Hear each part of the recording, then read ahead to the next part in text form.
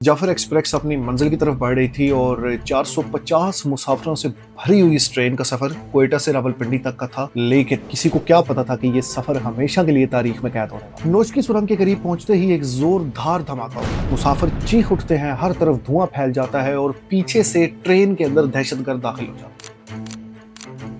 तो क्या ये हमला एक इत्तेफाक था? नहीं, ये हमला पाकिस्तान के दिल पे एक वार था। ये बलूचिस्तान के दिल से उठने वाली वो चीख थी जो कई दिहाइयों से पाकिस्तान की हुकूमत को सुनाई नहीं दे रही थी। बकौल पाकिस्तानी मीडिया 150 से ज्यादा यरगमालियों को बचाया गया और 27 के लगभग दहशतगर्द मारे गए। ब्लास्ट हुआ है हमारे इंजन के नीचे, मिसाइल चल रहे थे, लॉन्चर चल रहे थे, तकरीबन कुछ 30 मिनट तक फायरिंग चलती रही है। हमने बोला भी इधर भी मरना ही मरना है, तो भागते हैं, देखी जाएगी।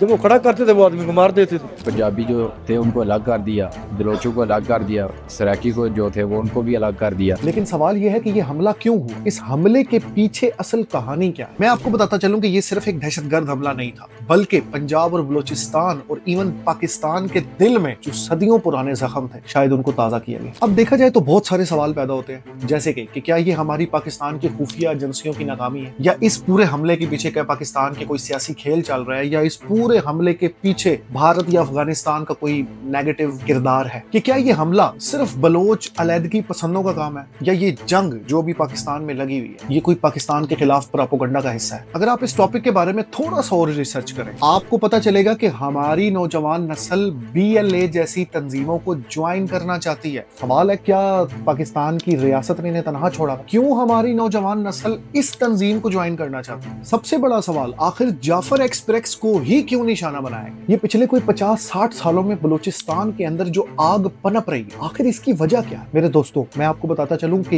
ये कहानी का इख्तिताम नहीं है, कहानी तो अभी शुरू हुई, ये तो अभी आगाज है। अगर आप पाकिस्तान की तारीख को पढ़ के देखें तो आपको पता चलेगा कि ये पहला हमला नहीं था। कभी क्वेटा में स्कूल के बच्चों को मारा जाता है, तो कभी एक बस को जला दिया जाता है, तो कहीं जिंदा लोगों को आग लगा दी जाती है। दर्जनों ऐसे वाकयात आपको पाकिस्तान की तारीख में मिल जाएंगे जिसने पाकिस्तान को यकीनन लहूलुहान किया। और आप यकीन करें, जाफर एक्सप्रेस भी कोई बहुत बड़ी बात नहीं है। ये वही पाकिस्तानी तारीख जो बन रही है उसके अंदर एक बाब जोड़ दिया जाएगा कि जाफर एक्सप्रेस के ऊपर एक हमला हुआ। रिसेंटली ये वर्ल्ड टेररिस्ट रिपोर्ट आई है जिसमें पाकिस्तान को दूसरे नंबर पे पूरी दुनिया में टेररिस्ट के तौर पे माना जाता है। यानी पूरी दुनिया के अंदर जितनी भी दहशतगर्दी होती है उस पे पाकिस्तान दूसरे नंबर पे आता है। क्या ये हमारे लिए एक अलार्मिंग चीज नहीं है? आज हम इस हमले के हर पहलू को खोलेंगे। दहशतगर्द कौन थे, ये हमला किसने करवाया, इस हमले के पीछे असल कहानी क्या है, लोगों के मफादात क्या हैं, क्या चीजें हैं जो अभी तक आप लोगों से छुपाई जा रही हैं। और सबसे जरूरी बात कि पाकिस्तानी मीडिया आपको वो सच दिखा भी रहा है या नहीं दिखा रहा है, या वो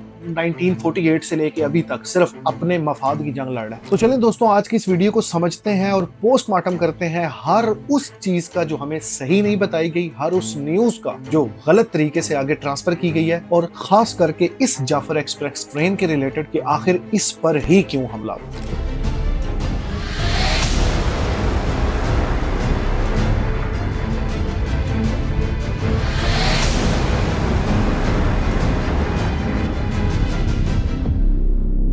जाफर एक्सप्रेस क्वेटा के रेलवे स्टेशन से रवाना। 450 से ज्यादा मुसाफिर दिल में उम्मीदें और खुशियां और अपने घर वालों से मिलने की तड़प में रावलपिंडी जा रहे थे। 1600 किलोमीटर का सफर था और ये सफर सिर्फ ट्रेन का सफर नहीं था, बल्कि ये पंजाब से बलूचिस्तान तक पाकिस्तान को जोड़ने की एक अलामत भी थी। ट्रेन अपने रवायती रास्तों पर चल रही थी। बोलान पास से गुजरते हुए ये बलूचिस्तान के वीरान पहाड़ों में दाखिल हुई। मगर ये गाड़ी जैसे ही नोश की सुरंग के करीब पहुंचती है तो एक जबरदस्त धमाका होता है। यकीन करें कि ये सफर वहीं पे एक जंग में तब्दील हो जाता है। पहला धमाका सुरंग के मुंह पे किया जाता है। हर तरफ धुआं फैल जाता है, चीखों पुकार की आवाजें आने लग पड़ती हैं और गाड़ी के पीछे से दहशतगर्द जो है वो गाड़ी के अंदर एंटर होते हैं और मुसाफिरों को गन पॉइंट पे काबू कर लिया। और उसके बाद मुसाफिरों की टोलियां बना दी जाती हैं। यानी उनमें पंजाबी बोलने वाले कौन है, उर्दू बोलने वाले कौन है, सिंधी बोलने वाले कौन है, सराइकी बोलने वाले कौन है। पंजाबी जो थे उनको अलग कर दिया, बलोचों को अलग कर दिया, सराकी को जो थे वो उनको भी अलग कर दिया। आप जरा सोच के देखें कि अगर आप इस तरह सफर कर रहे हो और आपके ऊपर इस तरह से हमला हो जाए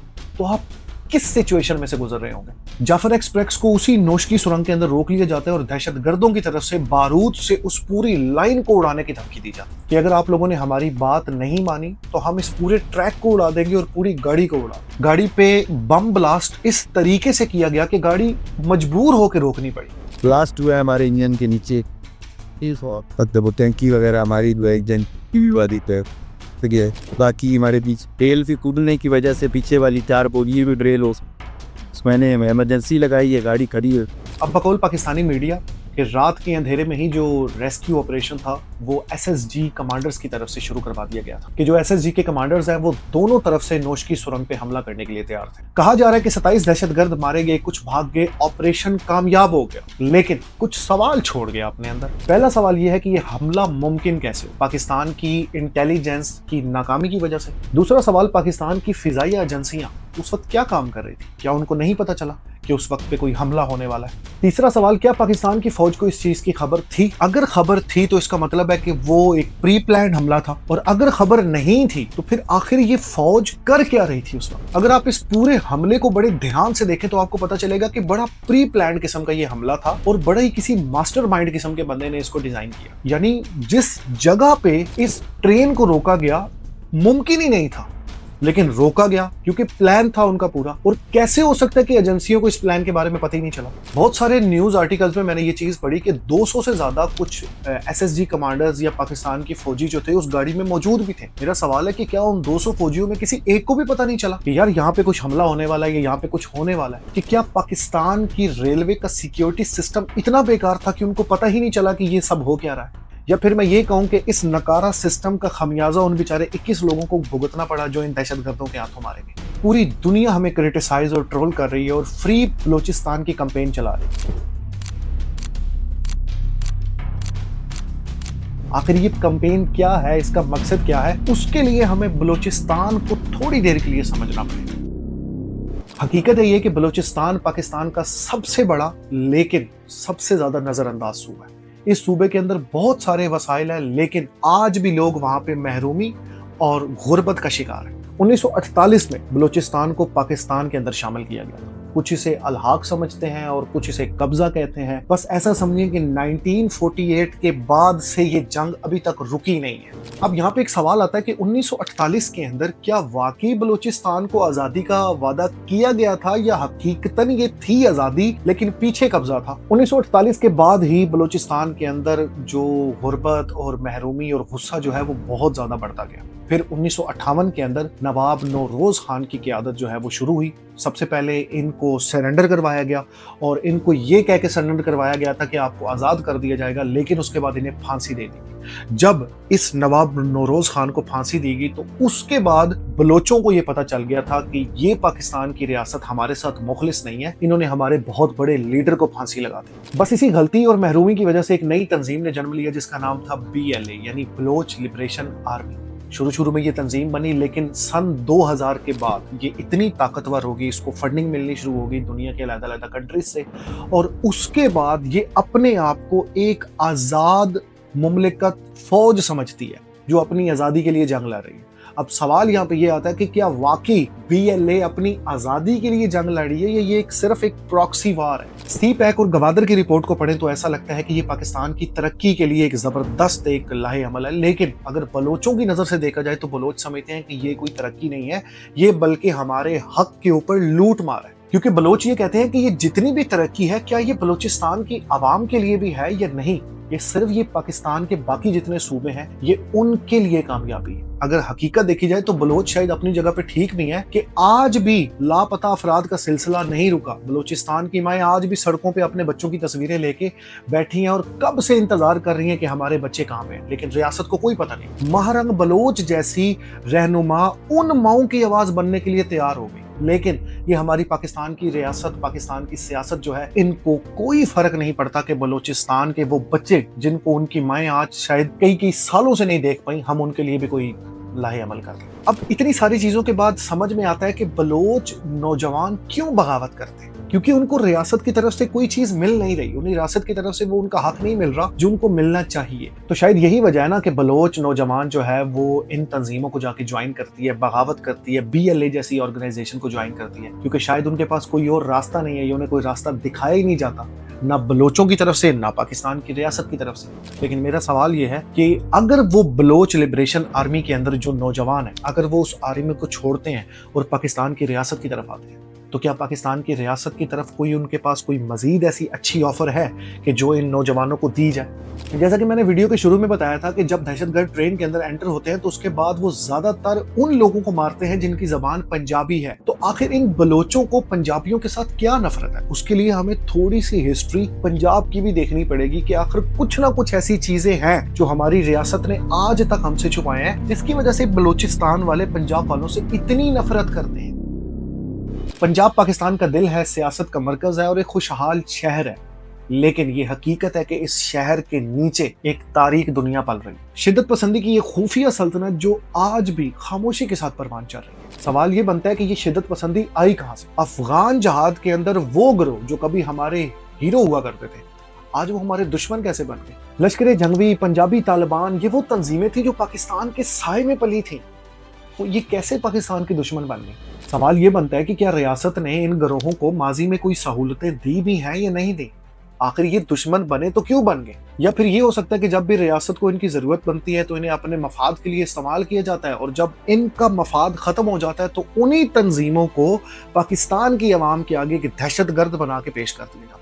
हमारे यहाँ ज्यादातर सियासतदान और मजहबी लीडर इस चीज के ऊपर बात करते हैं कि अल्लाह अकबर की सदा लगाने वाले ज्यादातर जो हैं वो यही तालिबान है और दहशतगर्द। मेरा सवाल यह है कि ये इस्लाम की गलत इमेज बनाई किसने? आज जब भी इस्लाम का नाम लिया जाता है, इंडिया के अंदर जितनी मूवीज बनती हैं उसके अंदर यही दिखाया जाता है कि एक मुसलमान है, उसकी दाढ़ी है, उसने पगड़ी बांधी है, और उसके बाद वो जाता है और मासूम लोगों में जाके अल्लाह अकबर का नाम लेके 5,000 10,000 लोगों को मार देता है। मैं आपको बताता चलूं कि ये सिर्फ एक मजहबी जंग नहीं है, ये गुर्बत, बेरोजगारी और अपनी पहचान के लिए वो इज्जत जो कभी रियासत ने बलोचिस्तान को नहीं दी, ये उस इज्जत के लिए जंग है। पंजाब की वो नौजवान नस्ल जो बेरोजगार है, जिनको अपॉर्चुनिटीज नहीं दी जाती, वो फिर इन BLA जैसी ऑर्गेनाइजेशंस को ज्वाइन करते हैं, क्योंकि उनको वहां पे एक मकसद दिया जाता है, उनको इज्जत दी जाती है, उनको पैसा दिया जाता है और उनको वो सारी चीजें दी जाती हैं जो शायद अगर रियासत उनको दे देती तो आज ना ये बलोचिस्तान होता, ना ये तालिबान होते, ना ये बाकी सारी चीजें। कौमी असम्बली की तरफ से एक रिपोर्ट शाया होती है जिसमें यह बताया गया था कि पाकिस्तान रेलवे की कोताहियों और लापरवाहियों और सबसे बड़ी करप्शन की एक बहुत लंबी तारीख है। अब सवाल यहाँ पे फिर ये आता है कि क्या पाकिस्तान के सिक्योरिटी सिस्टम की लापरवाही की वजह से ये सारा कुछ हुआ, या प्री प्लान हमले के लिए पाकिस्तान की इस रेलवे सिक्योरिटी को नजरअंदाज किया गया था? 2025 की इस रिपोर्ट को देखें जिसमें यह बताया गया है कि पिछले साल सिर्फ बलोचिस्तान में 30 मकामात पे ऐसे हमले हुए। अब सवाल यह है कि क्या इन हमलों को रोका नहीं जा सकता? रियासत क्या कोई इकदाम कर रही है? फौज क्या कोई इकदाम कर रही है? खुफिया एजेंसियां जो हैं क्या वो कोई इकदाम कर रही हैं? क्या वो इनके साथ कोई टेबल टॉक करना चाहते हैं कि इन हमलों को रोका जाए, उनकी कुछ जो जरूरी बातें हैं उनको मान लिया जाए, उनको कुछ ऐसे वसाइल हैं जो वो चाहते हैं उनको दे दिए जाए? ये हकीकत है कि ये जंग सिर्फ बंदूक और बारूद से नहीं लड़ी जा रही, बल्कि ये कुर्सियों और बंद कमरों में भी लड़ी जा रही है। पाकिस्तान के उन ऐवानों में जहां पे फैसले होने चाहिए थे वहां पे सिर्फ सियासी खेल खेला जा रहा है। ये हकीकत है कि पाकिस्तान की आवाम की परवाह किसी को भी नहीं थी। यहाँ पे सिर्फ सियासी खेल में ये है कि इमरान खान जो है वो नवाज शरीफ के खिलाफ कंपेन करते हैं तो नवाज शरीफ इमरान खान के खिलाफ कंपेन कर रहे हैं, तो जो शहबाज शरीफ है वो कभी जरदारी के खिलाफ कंपेन कर रहे हैं, तो कभी वो बिलावल भुट्टो के खिलाफ कंपेन कर रहे हैं, तो ये सारे मिलकर कभी मरियम नवाज साहिबा के खिलाफ कंपेन कर रहे हैं। और जितने भी पाकिस्तान के ये सोशल मीडिया चैनल्स हैं ये सिर्फ अपने TRP बढ़ाने के लिए सारा दिन ये खबरें चलाई रखते हैं, कभी किसी ऐसे मुद्दे पे बात नहीं की जाती जिससे पाकिस्तानी अवाम को फायदा हो। आप पाकिस्तान की पॉलिटिक्स को देखें कि यहाँ पे हर बंदा अपनी कुर्सी का गलत फायदा इस्तेमाल करे। एक मामूली सा MNA MP ये भी 40-40 50-50 फॉर्च्यूनर और V8 लेके घूम रहा है। सारा साल इन लोगों की पार्टियां, जलसे, अय्याशियां खत्म नहीं होती बल्कि ये बढ़ती ही रहती। वीडियो के शुरू में मैंने एक सवाल उठाया था कि आखिर जाफर एक्सप्रेस को ही क्यों निशाना बनाया गया। उसकी सबसे बड़ी वजह मैं आपको बताता हूँ। जाफर एक्सप्रेस सिर्फ एक ट्रेन नहीं थी बल्कि ये पाकिस्तान और बलूचिस्तान को मिलाने के लिए एक इत्तेहादी अलामत थी, और इसी अलामत के ऊपर हमला किया। दहशतगर्दों ने सिर्फ इस अलामत को तोड़ना था, क्योंकि मैंने आपको बताया कि वो फ्री बलूचिस्तान की कंपेन कर रहे हैं। वो नहीं चाहते कि हमारा किसी भी तरीके से बलूचिस्तान का पाकिस्तान के साथ कोई भी लिंक हो सकता है आपके जहन में ये सवाल है कि फिर ये इस हमले का मकसद क्या था?